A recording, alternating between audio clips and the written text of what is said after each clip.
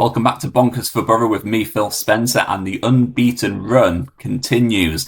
Middlesbrough travelled to the south coast to take on Southampton in what was a really tricky contest, but came away with a 1-1 draw to mean that we remain top of the table, 4 points clear, and now 7 games unbeaten in the Championship. It's been a brilliant start to the season, but a clash with Southampton probably promised to be one of our toughest games of the season so far. Now, let me know what you think about the match. Let me know what you think about the 1-1 draw and whether it's a good result. Drop into the comments. Let me know what you thought of Middlesbrough's performance, because I'm going to go through it a little bit here to give my instant reaction to that performance. Now, as I said, Southampton were a really good team. They're a side who got relegated from the Premier League last season, and a side who I believe will be challenging in the top 6, possibly for the top 2 come the end of the season, but it hasn't gone to plan for them this season. They've only got 1 win to their name so far. That came on the first weekend of the season against Wrexham. Middlesbrough, of course, as we mentioned just then, are absolutely flying high, top of the table in the form of their lives, and so it really felt like the perfect time to head to Southampton to take them on, because this seemed like a really big opportunity for Middlesbrough to try and get a result against one of the sides who will be up there come the back end of the season. Now, for Middlesbrough, we made one change going into the match. That was Morgan Whittaker coming into the starting 11. He replaced Sverri Nipan. There were suggestions online that Nipan had suffered with illness during the week, which might explain why he wasn't involved from the start against Southampton. But Whittaker, of course, was probably deserving of an opportunity in the starting 11. He'd started against Preston a couple of weeks ago. Of course, he'd been sort of jeered by supporters on his way off the pitch, and he was left out the 11 against West Brom. But Rob Edwards stuck up for him, and so this was an opportunity for him to come back into the starting 11 and show what he was really capable of. It was a big opportunity for him. Probably one that he didn't take, in my opinion. It was a disappointing performance from Morgan Whittaker. But not singling him out, because I think the whole starting 11 struggled really against Southampton in the first half. I'd go as far as saying it was probably Middlesbrough's worst performance in the Championship so far this season in the way that we went about it. Southampton had more of the ball, they had the better of the ball. They probably looked more dangerous going forward.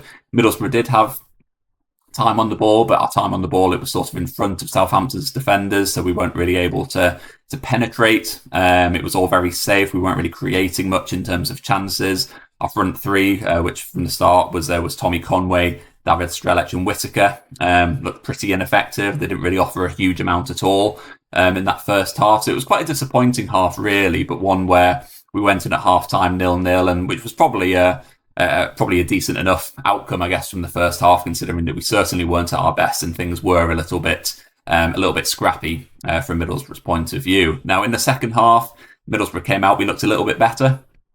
It looked like we'd maybe had a bit of a rocket up our backside at half-time to spring us into action, but it was Southampton who took the lead through Adam Armstrong just after the hour mark. He put them ahead with a low effort. So that put them ahead. It really kind of put the cat amongst the pigeons as far as Middlesbrough are concerned, because it meant that we were then scrapping to try and get back into the game, to try and retain this unbeaten run that we've started. And it was another example of, an opportunity for Middlesbrough to show their character and show that they've got the mentality and the technical skills to get back into a game when things aren't exactly going their way. Now, one thing that Middlesbrough do have in terms of their skill set, a very particular set of skills they've got, in terms of the fact that they've got a number of attacking players who can come off the bench and really change things. Now, Rob Edwards has spoken all the way through pre-season about he wants to have players who are versatile, he wants to have options, he wants to be able to change formation, and he wants to be able to tweak things during games and really be kind of proactive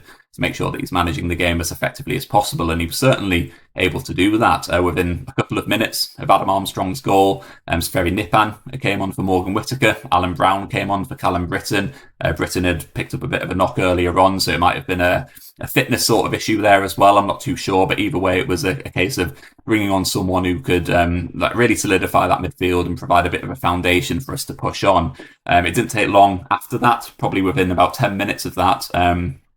Middlesbrough brought on 3 more attacking players into the team, with Delano Bergzor coming on. He replaced Aidan Morris. Kaly Sene came on and replaced David Strelec, and Sonjay Hansen came on to replace Tommy Conway. So all of a sudden we had quite a number of attacking players on the pitch, players who could really change things around. It meant that Middlesbrough were able to tweak their formation. We went to 4 at the back.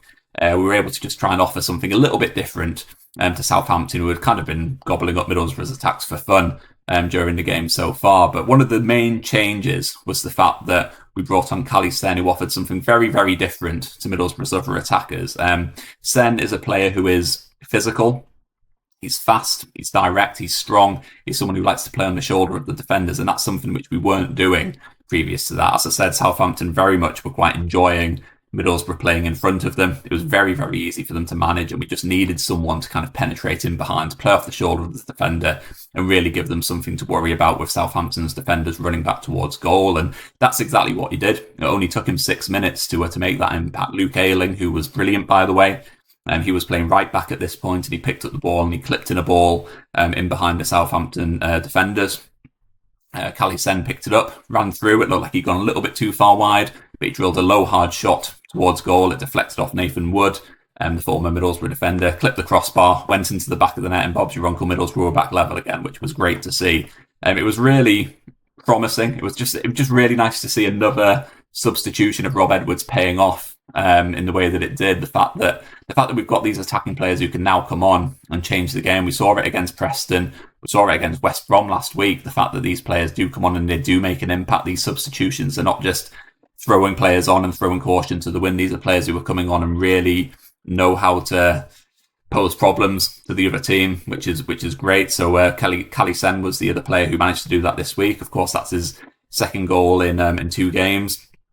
Twice now in a row he's come off the bench and scored a goal. He's been brilliant, probably been one of Middlesbrough's most impressive late summer signings, I'd say. He's made a real impact, I think, in terms of his work rate, but in terms of his goal scoring as well. So for me, he's probably someone who surely he's got to start against Stoke City on Tuesday night. I've been really, really impressed with him. He's done so well.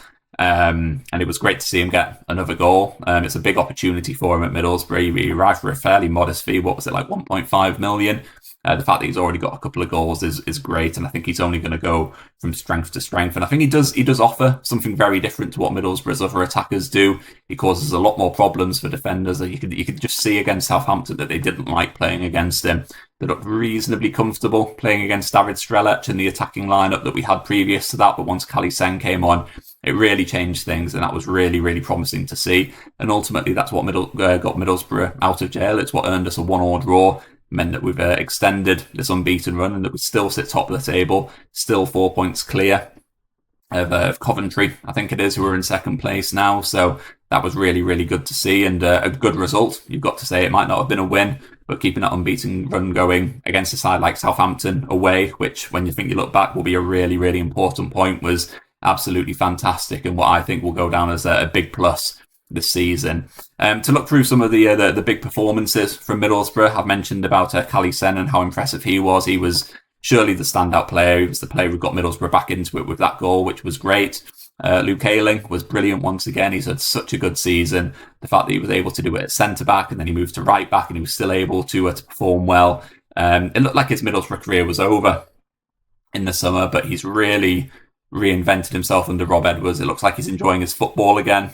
He's someone who plays with personality. He likes to rile up the opponents, and that's something which we didn't really see a huge amount of under Michael Carrick. I think that was the same with a lot of players. We maybe saw a bit of a watered down version of some of our players' personalities under Michael Carrick. I'm not saying that was his fault. It might have just been the way that things were going last season. But I think with Luke Ayling and people like Aidan Morris as well, we didn't really see his tenacious leadership last season either.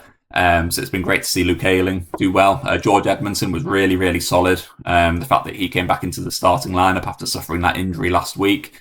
Of course, he got that massive, that clash of heads where he smacked his head off a West Brom player, immediately swelled up to the size of an egg and was forced off in that game. Thankfully, Rob Edwards revealed that there was no structural damage, and so once the swelling went down, he was fair game to come back to training and get back in amongst it, and he's been training all this week, so he was back in the team against Southampton and he was really, really good. Great to see him at the heart of Middlesbrough's defence. And of course Kaly Sene was great as well, getting that goal, the way that he really posed a problem for Southampton's defenders was great to see. So I think they're probably my 3 standout performers from the match against Southampton. But I want to hear from you. I want to know who you thought was really impressive against Southampton, who got us out of jail, who were the players who inspired us to get that really hard-fought draw against Southampton at St Mary's. Drop into the comments below, let me know your thoughts on the result, and if you have enjoyed this video, please do hit like, please do hit subscribe as well, because there's going to be plenty more coming up very, very soon. I'll catch you later.